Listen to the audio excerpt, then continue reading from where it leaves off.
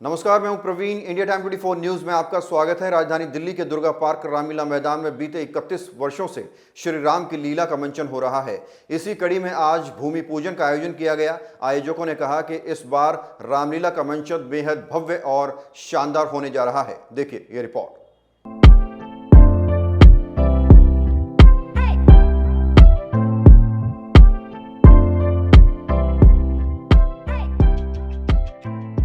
Durga park के रामलीला मैदान में लगभग 3 दशकों से श्री राम का मंचन होता आ रहा है। बीते कई वर्षों से नवयुवक रामलीला कमेटी मैदान में रामलीला करा रही है। इसी कड़ी में आज मैदान में सुंदर कांड का पाठ किया गया। इस मौके पर विभिन्न पार्टियों के क्षेत्रीय नेता, समाजसेवी और क्षेत्र की जनता मौजूद रही। बोल सियापति रामचंद्र की जय। प्रभु के चरणों में सर झुका के प्रणाम करता हूँ और इस दुर्गा पार्क के रामलीला कमेटी के तमाम सदस्यों को दिल की गहराई से आभार व्यक्त करता हूं। जो प्रत्येक वर्ष 31 वर्ष से ये रामलीला का आयोजन करते हैं, इससे आने वाले पीढ़ी को प्रेरणा मिलती है।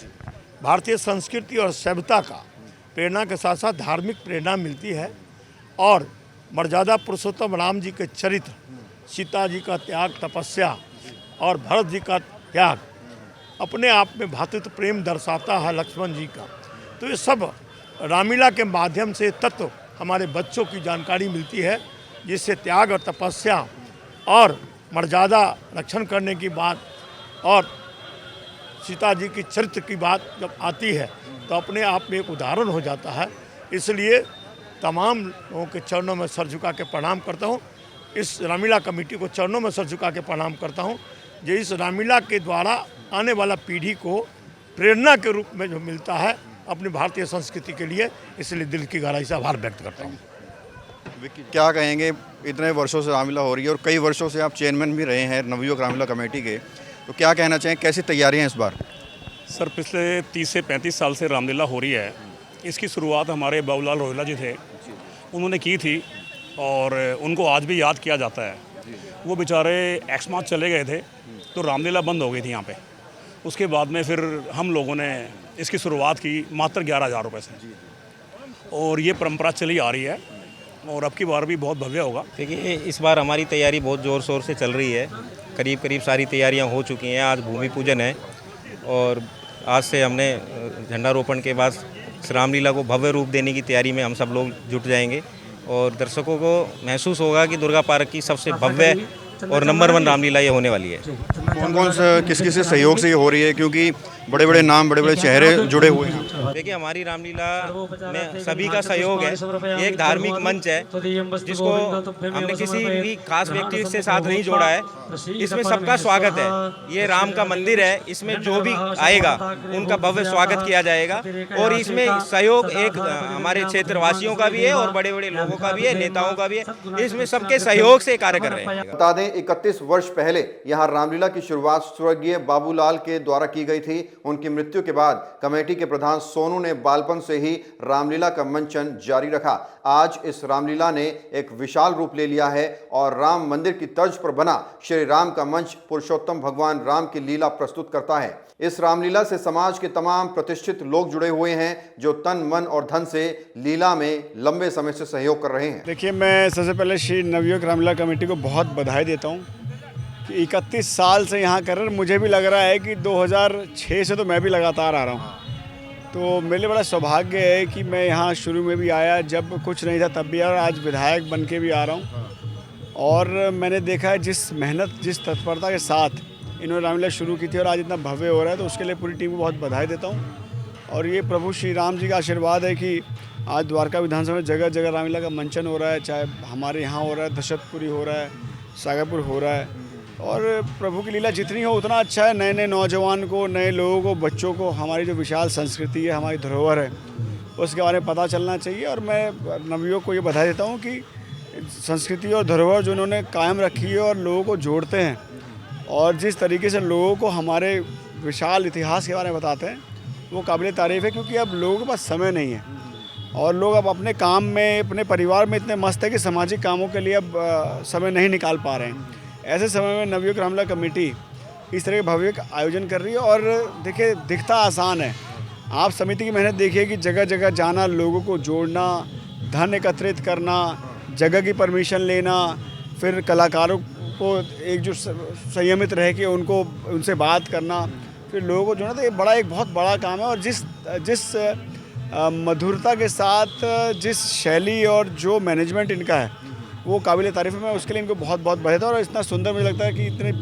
भव्य पूजा मुझे लगता नहीं किसी और समिति ने की होगी। विनय जी, मंच तो भव्य है, लेकिन जहां हम मौजूद हैं यहाँ पर अक्सर जो है पानी भरा रहता है, गंदगी देखी जाती है। इसमें कितना सहयोग आपकी तरफ से इन लोगों को किया जा रहा है? देखिए, ये बारिश की वजह से गीला है और ये अभी जो लैंड है इसका स्टेटस मैं मंच कैमरे पर नहीं कहना चाहूँगा। अभी यहाँ पे 13 तारीख को हमारा खाटू श्याम जी का जागरण होने जा रहा है। हमने उसके लिए भी समिति के साथ परसों दौरा किया था। हमारी एमसीडी की पूरी टीम थी और हमारी उस दिन पूरे दिन जेसीबी चली। जेसीबी से हमने इसको जो दलदल था या जो मिट्टी है उसको हमने साइड किया, कूड़ा हमने उठवाया है। तो हम लगातार धार्मिक कार्यों के लिए हम और हमारी पूरी टीम लगी रहती है। हमारी निगम पार्षद तिलोत्तमा जी भी उस दिन साथ थी।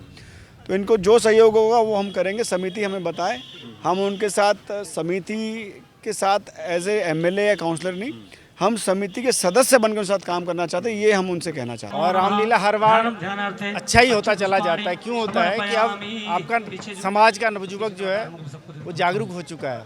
उसे अब एहसास होने लगा है कि सनातन क्या चीज़ है। सनातन जब तब हिंदू है।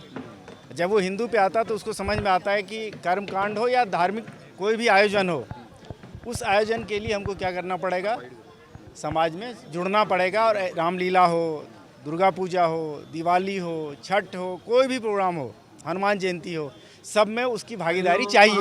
अब लेंगे छोटा सा ब्रेक और ब्रेक के बाद आपको बताएंगे हमारे देश में भगवान राम का महत्व क्या है और मर्यादा पुरुषोत्तम श्री राम से आप क्या सीख सकते हैं। जल्द लौटते हैं।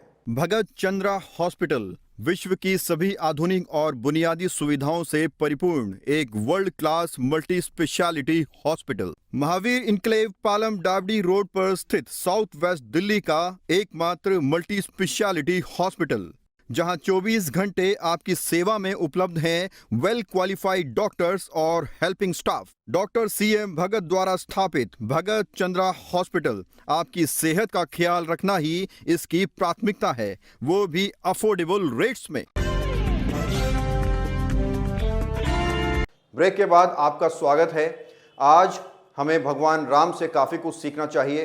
राम का महत्व इसलिए नहीं है कि उन्होंने अपने जीवन में इतनी मुश्किलें झेली, बल्कि उनका महत्व इसलिए है कि उन्होंने उन तमाम मुश्किलों का सामना बहुत ही शिष्टतापूर्वक किया। उस दौरान वे एक बार भी ना तो क्रोधित हुए, ना उन्होंने किसी को कोसा और ना ही घबराए या उत्तेजित हुए। हर स्थिति को उन्होंने बहुत ही मर्यादित तरीके से संभाला। इसीलिए उन्हें कहा जाता है मर्यादा पुरुषोत्तम श्री राम। राम में यह देख पाने की क्षमता थी कि जीवन में बाहरी परिस्थितियां कभी भी बिगड़ सकती हैं, यहाँ तक कि अपने जीवन में तमाम व्यवस्था के बावजूद बाहरी परिस्थितियां विरोधी हो सकती हैं। जैसे घर में सब कुछ ठीक ठाक हो, पर अगर तूफान आ जाए तो वह आपसे आपका सब कुछ छीन कर ले जा सकता है। अगर आप सोचते हैं कि मेरे साथ ये सब नहीं होगा तो ये एक मूर्खता है। जीने का विवेकपूर्ण तरीका तो यही होगा कि आप सोचें, अगर मेरे साथ ऐसा होता है तो मैं इसे शिष्टता के साथ ही निपटूंगा। लोगों ने राम को इसलिए पसंद किया क्योंकि उन्होंने राम के आचरण में निहित सूझबूझ को समझा।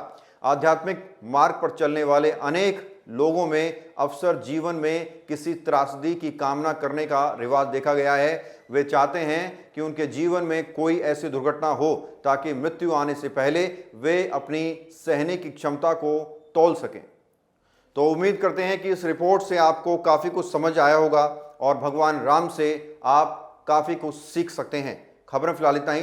देश और दुनिया की बाकी खबरों के लिए आप बने रहिए हमारे साथ और देखते रहिए इंडिया टाइम 24 न्यूज़। खबरों से खबरदार रहने के लिए चैनल को सब्सक्राइब करें और प्रेस करें बेल आइकन।